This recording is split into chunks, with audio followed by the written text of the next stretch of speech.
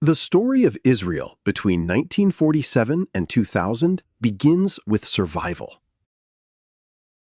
Emerging from the Holocaust, the murder of 6 million Jews by Nazi Germany, the Jewish people sought to rebuild national life in their ancestral homeland. The United Nations Partition Plan of 1947 offered a path, a Jewish state alongside an Arab state in the territory of Mandatory Palestine. Jewish leaders accepted. Arab states rejected the plan and launched a war. On May 14, 1948, David Ben-Gurion proclaimed the State of Israel. 5 Arab armies invaded immediately. In what Israelis call the War of Independence, the new state prevailed.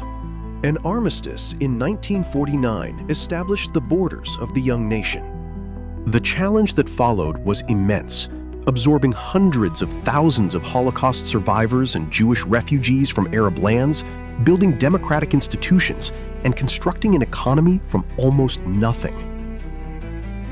In June 1967, facing Arab armies massed on its borders and explicit threats to its existence, Israel launched a preemptive strike and achieved a decisive victory in 6 days. The West Bank, Gaza Strip, and Golan Heights came under Israeli control. Jerusalem, divided since 1948, was reunited. The consequences of that war, the occupied territories, the settlements, the question of Palestinian self-determination, would define Israeli politics for decades. The Yom Kippur War of 1973 shattered national confidence. Egypt and Syria attacked on the holiest day of the Jewish year. Israel recovered, but the trauma reshaped its politics. In 1977, the long-dominant Labour Party lost power to Likud.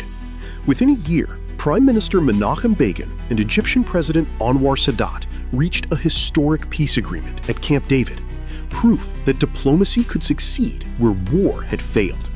But following the war in Lebanon in 1982, the late 1980s brought the First Intifada, a Palestinian uprising in the occupied territories that forced Israel to confront the human dimensions of occupation. The Oslo Accords of 1993 promised a new era, mutual recognition between Israel and the PLO, a framework for Palestinian self-governance. The assassination of Prime Minister Yitzhak Rabin in 1995 by a Jewish extremist was a national trauma. The decade closed with the failure of the Camp David Summit of 2000 and the eruption of renewed violence. Israeli history education evolved significantly across these decades, from the Zionist nationalism of the early years, emphasizing heroism, sacrifice, and the miracle of statehood, toward more nuanced engagements with complexity, self-criticism, and the experiences of others. Throughout, the Jewish people's unbroken connection to this land and the imperative of security in an unforgiving region remained the foundations of how Israel understood its own story.